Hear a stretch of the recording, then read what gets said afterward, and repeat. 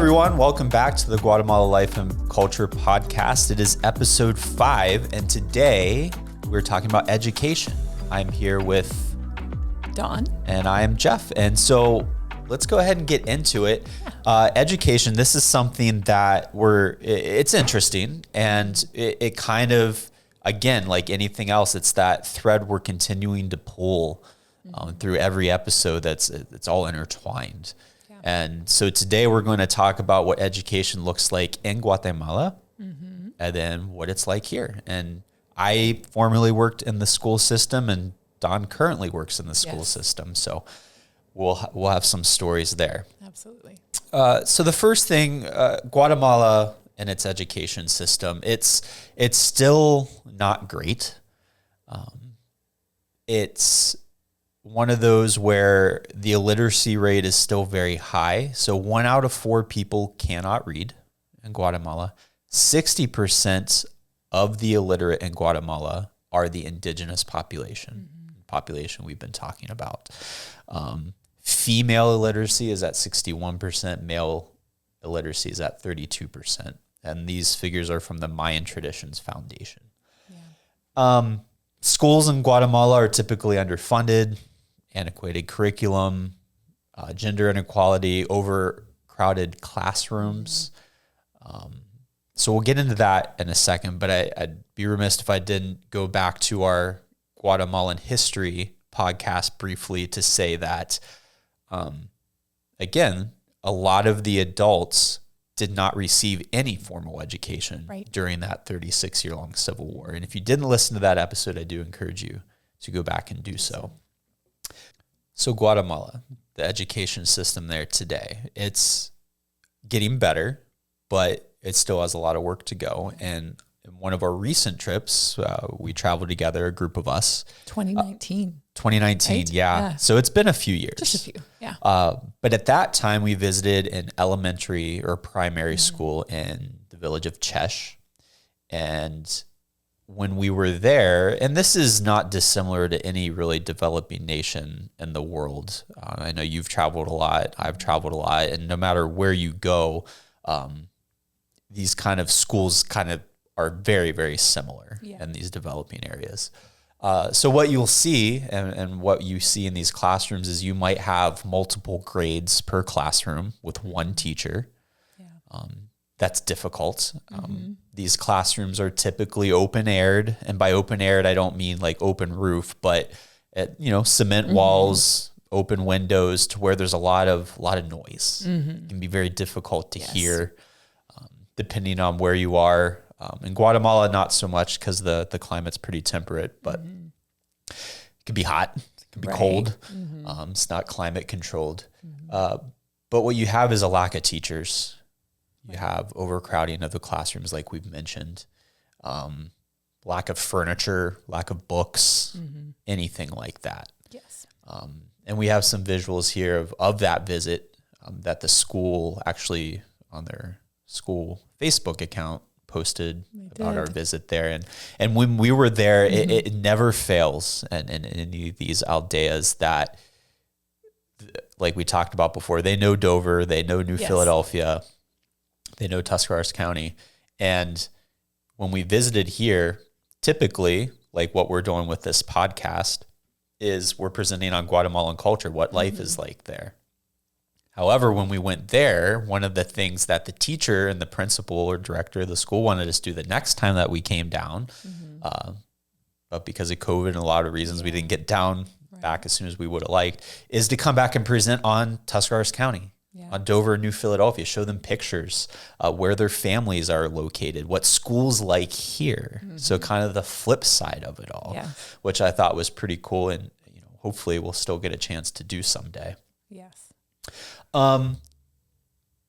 So schools are being built, schools that did not exist when the end of the war occurred in 1996. And we have a visual here. It's a photo of a plaque on the side of a school in Chesh.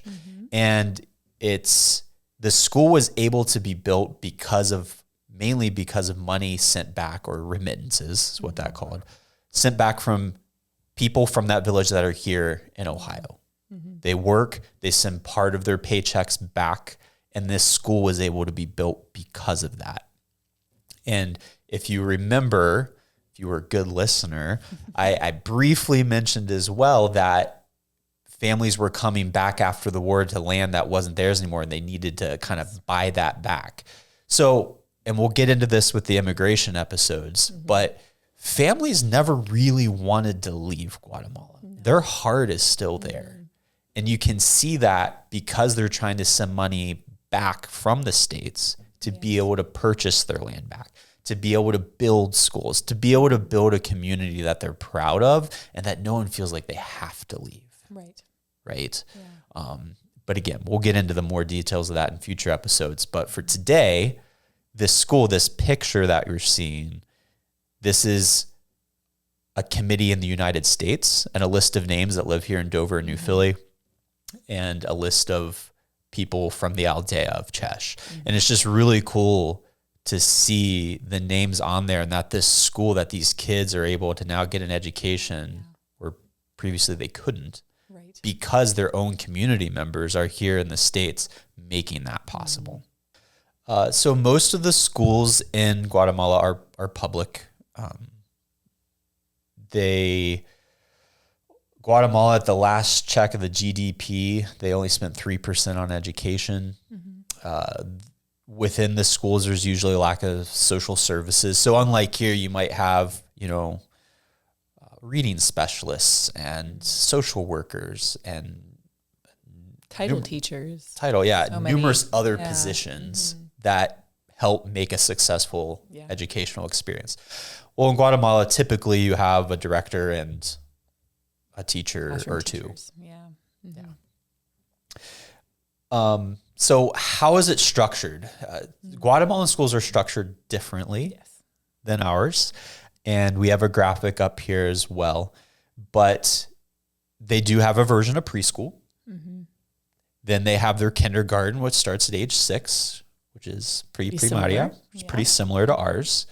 Then they have primaria, which is grades 1, are equivalent to grades 1 through 6. So they would say they're in first year of primary, second year of primary, 6th year of primary. Then this is where it gets confusing for our educational friends here in the States, and even for some of the Guatemalan families, is once you complete 6th primary, you then enter básico, basic. And there's 3 years of that. There's first basic, second, and third. So if you're someone who doesn't speak Spanish, or going back to our language and culture debate, not understanding culture, if you were to hear a student come in, just moved in, and said they were in primer básico, first basic is how that would translate. What level of education would you think that they had? Sounds like first grade to me. First grade, right? Or super basic. But essentially what that means is 7th grade. And we've seen some mix-ups with that and the systems, to where, the documentation, they even have some documentation, and it says, they're in first basic or second basic, or third basic, tercer básico. Well, third basic, third grade. No, it's like 8th grade. Right. Yeah. Or I'm sorry, 9th grade, basically. So that's another example of not being able to take language for what it is. Like, you have to understand the culture of Guatemala to understand where they're coming from and the level of education that they have. So then what happens after those 3 years of basic, equivalent to our 9th grade, they can graduate. They're finished. So take a student who moves in who might be 15, 16. They've graduated school in Guatemala's system. They could continue on in what's called magisterio, which is kind of equivalent to like a Buckeye Career Center, which is more specific for their next 3 grades or 3 years. But they don't have to. No. So when they come here, they might think they're finished. Surprise. It doesn't. You have to go to school for at least 3 more years if you turn 18. Yeah. So that can cause some confusion as well as to the requirements of education. Right. I was thinking of, just the classroom that I primarily work with at New Philly High School is what we call our newcomer class or newcomer track. It is comprised of not solely first-time students in New Philly, but typically, yes, yeah. Like if this is their first time, they're new to the States, and they have just enrolled in school. They range from 14 to 18 or older years of age, all in a freshman newcomer English classroom or a level, like fundamental freshman level. So their educational background is most likely has gaps in their years, or not. Maybe they've gone up through 7th grade, like we said.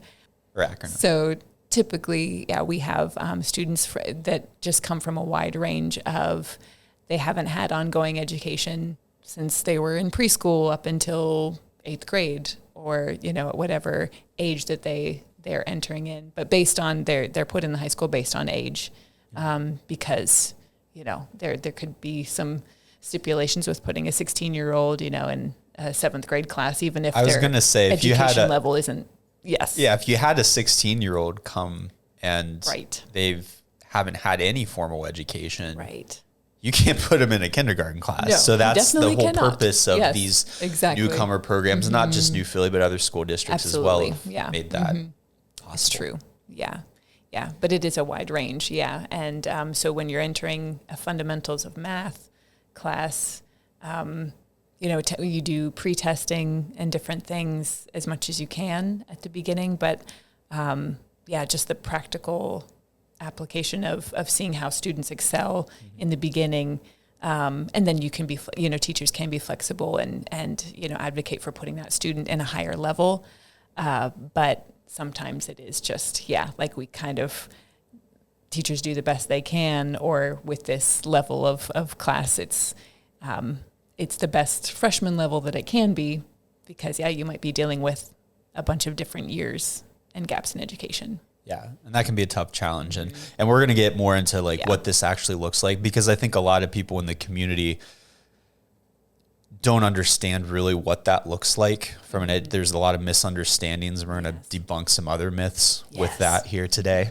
One of the other acronyms, ELL, we hear ELL. So few years ago it was ESL, and I think that's the more commonly understood term, which English as a second language, ESL. Right. Yeah. Well, part of the reason, hopefully, as you've learned from our language episode of why it is now ELL, which is English language learner, is English might not be their second language. It might be their third or fourth. So it just implies that this student or this individual is learning English. They're an English language learner, which I think is a great all-encompassing term. It is. Because there is also another one, though. I don't know if you are aware of, and it's not officially this is what we're using now in the state of Ohio or wherever, but I've heard it introduced more multilingual learners. Okay. Which that one's kind of a mouthful too, and might have a loophole of it's not specifying an English learner for the first time. So there are some difficulties there, but it could also, at the same time, be stating you already have some languages under your belt, and obviously if you're in a school in the States, you're learning English. So, right. But I agree with you that English language learner is the most specific, because it could be your third language, could be your second. Yeah. Or your first, actually. Or your first.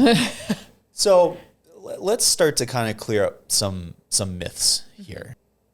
One of the myths is you have students who don't speak English in a school, and everyone gets up in arms at, oh my gosh, that's taking away from my child's educational experience because they're having to cater to these non-English speakers. However, if it's done correctly by a school district, it doesn't negatively take away from any student at all. And can you explain like the reason that is? And I know it's a little different at the elementary level compared to the middle and high school, but just a little bit about why having non-English or a large number of non-English speakers in a school district doesn't take away from the educational experience of the other. Correct. Yeah. I mean, a question that I would ask if someone was having that conversation with someone that was arguing, that point exactly. I would just ask more like specific. Well, in what ways? In what ways are the English population? What ways are their educations being halted by allowing a little more time or patience or explanation with a non-native English speaker?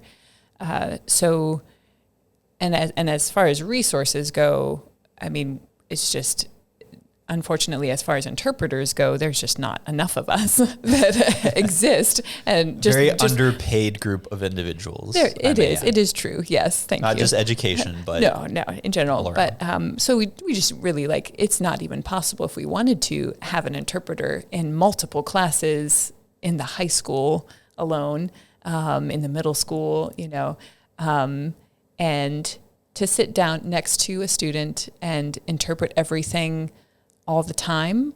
I would argue that's not the best education for that student, because they're just getting this regurgitation in a language that, yes, they can understand audibly, but overall that wouldn't be the best method of practice. The idea would be to have this incorporation into the grand whole of the academic experience, which would be, smaller groups with a myriad of speakers, maybe some Spanish, some English.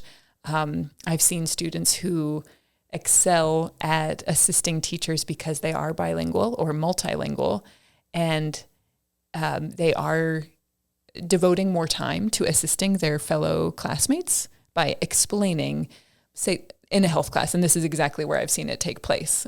So health, gen ed, freshman, sophomore, mandatory class to take.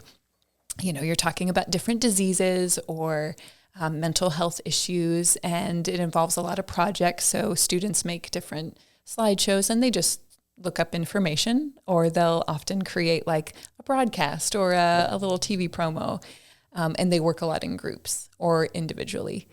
And I've seen it happen where a student who is bilingual was assisting multiple non-English speakers in his classroom, and he was probably receiving a little grace from the teacher as far as if he wasn't devoting all of the time to research his disease, that he was looking up, either, was given some more extra time, or through his explaining to many classmates, that understanding is obviously taking effect in his brain. So I don't see that sometimes when you teach, things taking sink away. in more. Exactly. Yeah. So, I mean, time spent on attention from teachers to different students.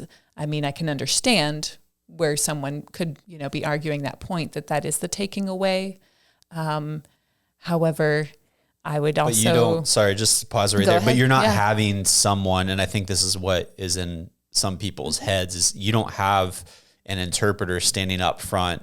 No. And the teacher explains something, pauses, lets the interpreter interpret to maybe a class of 20, and there's only 3 non-English speakers. No. Like, I think that's what a lot of people picture. That's not what is happening. That is not what is happening. No, there are certain, depending on the size of the classroom and depending on the sensitivity of a topic. So like suicide, in health class, that's a big one that I've been asked from the teacher to help with more sensitive or deep subjects that we really want to make sure we have the clear understanding, instead of just relying on translation tools on their Chromebook. Yes. Examples like that. But I will always see if I'm the one interpreting for this classroom and the students, the English speaking students, to them, it's like an extra, they're probably in a Spanish class and they're just getting more exposure. Yeah. I mean, really it is when you think of the way education really should be, I think you're actually learning more. You're having a more well-rounded experience, and it really isn't taking away from the English speakers' experience as much as people think that it does. Right. And from a teacher's perspective, I mean, a lot of it's up to them on how much they put into it. You know, it's, and it's different from the elementary and high school, middle school level, as we mentioned. Yeah. So from how do you best teach a non-English speaker who's in elementary school? It's the same way you teach any elementary school kid. It's modeling. Exactly. It's showing. It's visualing. It's doing it you together. Don't even need anybody. Yeah. Like we would argue now at the high school level, when you have your more complicated things, I think there is a place, like you're saying, for that interpretation. But really at the elementary level, the reason you would need a bilingual or multilingual aid or interpreter is for the non-academic stuff. So that's communicating with home. It's if there's a behavior issue, making sure the child understands exactly what they are not doing well. Not so much what they're learning. What they're learning, they learn just as well and just as quickly with their classmates. With maybe they're pulled out once or twice a week into a group and they work on their English. Yeah, but work on their vowels, or maybe go over some of the homework and in a way that maybe they understand a little bit better. Right. But the way the elementary school teachers teach it isn't any different, really. No. It's just good practice if they're doing it right. Sure. And just look around our community. Like how many flawless English speaker, Guatemalan kids that we have, that's a testament to the school system and how quickly they can learn English. And, we have kids that are graduating and going off to do way smarter things than I've ever done because of our education system. So it works. It does. Yeah. It can be a challenge, but it's not a challenge for everybody. It's a challenge for the individuals that are there to figure out a creative way to work with the students, and a challenge for the teachers in a sense that you just might have to tweak something that you did. Just do it differently, not necessarily more or less. Right. Absolutely. Yeah. And I think at the high school, middle school, high school level, those elementary, as elementary school is, more illustration or modeling or doing together.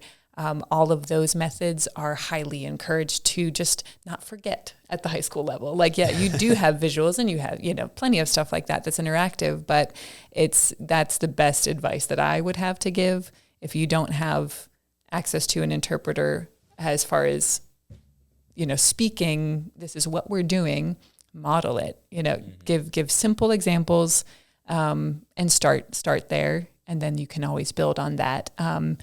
I've worked with teachers who are great at modifying assignments so that it still is, the understanding is still taking place, or if they're researching some historical event, they're still doing that research. Yeah. But the size of the paper, would probably be a little bit less. And because that doesn't dictate how much they've understood the assignment if it's less words. Yeah. Really. Think examples like that is what I always try to encourage teachers to remember or to model after the elementary. And kind of to go on a little different path here now with it all is you have your formal education, kind of what we've been talking about, but then you just have educational life. And what I've found, and one of the things that different organizations that have worked with the Guatemalan community has tried to do, is provide opportunities for those students and for adults to be able to go do things that otherwise they normally wouldn't do, just because of culture. Maybe they're new and they're unaware of it. But one of the examples I gave is years ago now, we took a group of boys, they're English speaking, most of them, elementary boys up to a Cleveland, at the time, Indians game, now Guardians. Yeah. And the Guardians donated the tickets. We were able to go on the field, and that whole experience for them when they came back to Dover, Philly, now when their classmates or the other boys or girls or teachers were talking about the Indians or the Guardians, they now have that framework in their head and they can engage in that with everybody else. Oh, yeah. And they got to feel more a part of the community now because, oh yeah, I've been there. Oh yeah, I know who Jose Ramirez is. He has my same last name. Like there's all these connections that start to happen, which are really cool. Yeah. And so like, that's why, field trips are important. If you're reading a book on hockey, and I brought up sports a lot in this podcast, but I'm a sports guy. But if you're reading about hockey and you have the opportunity to go ice skating, that story is going to connect so much more with you. Or, if you are reading about President McKinley in school and you get to go to the McKinley Memorial and see some of the actual stuff from his time, like, oh, yes. Which honestly, this has nothing to do with the podcast, but that creepy old woman, robotic woman at the McKinley Museum. If anyone knows what I'm talking about, I don't get it. It creeps me out to this day. And I believe the McKinley Museum does like overnight stuff. And all I can think about is like waking up in the middle of the night at the museum, hearing this like cackling old robot woman. I don't know, look it up or go visit. Like it's completely off topic, but it.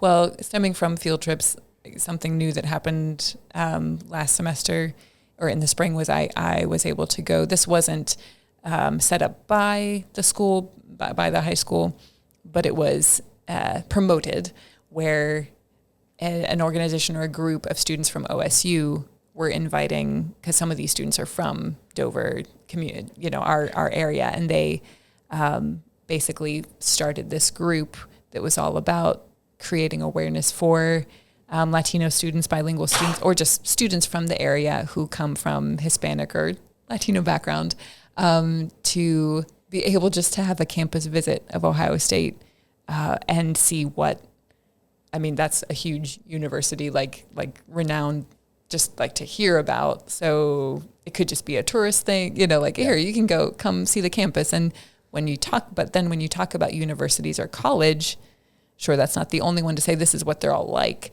But those students now, even if they don't pursue further education, they do know what you're talking about, or we're able to say, have that experience. And that just is so much more than explaining what a university is. You get to actually see it.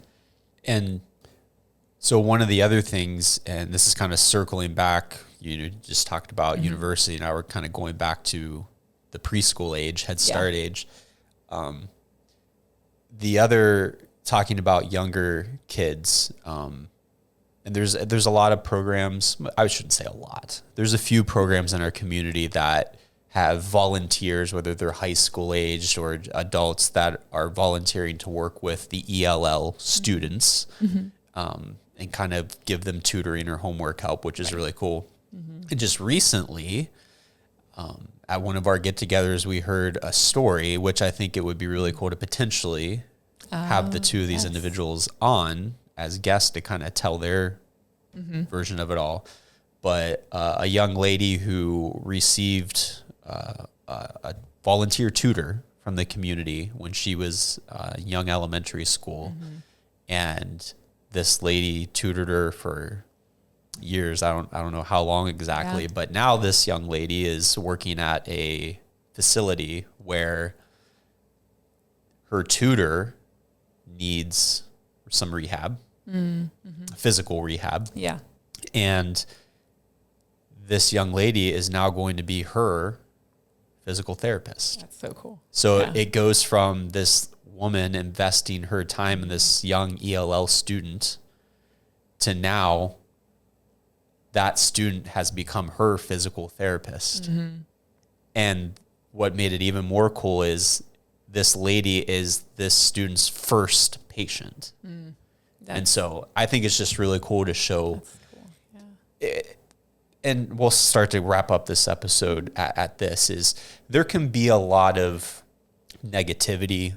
I think there's always this idea of this current of they're taking away from us. They being the Guatemalans or the immigrant group is taking away from our community and what we value so dearly. Right. But when you look at it and you start to look at some success stories and you look at how things actually work, it's only adding to the community. It's not taking away anything. It's not taking away from your child's education. It's not taking away your jobs, which we'll talk about in a future episode. There's kind of all these myths that are out there that when you really look at the individual stories, it isn't actually true. And, you know, and I'm going to say this and you're probably going to hear me say it again. If you were to put 1,000 Guatemalans in a room, it would be just as diverse if you had 1,000 Anglo or English people in a room. You're going to have good parents. You're going to have bad parents. Absolutely. You're going to have smart people. You're going to have challenged people. You're going to have all these variety of people within it. You can't just group them all together. Right. So even and through this podcast, you know, we're talking about some generalities as well as some specific scenarios. But when you have a large population, there's going to be diversity within diversity. Yes, and that's important to remember. Yes. And so whether it's with education or anything else that we've talked about, just kind of remember, like, it is a case-by-case basis, but what we hope we're doing is kind of pulling back that curtain a little bit to let you see it isn't as scary or detrimental or confusing as it needs to be. Oh, that makes sense. I agree. Yeah. Anything else on education that you like to cover? I know we could probably talk for lifelong learners. That's what we try to be. Yeah. Lifelong learners. Yeah. And, you know, props to all the teachers and educators out there, because it is, you know, it can be overwhelming with, like, what do I do? What do I not do? Yes. You know, looking for resources, but they've done, for the most part, a great job. And I think the school districts, they know what they need to do. And you have plenty of people in the community willing to help make those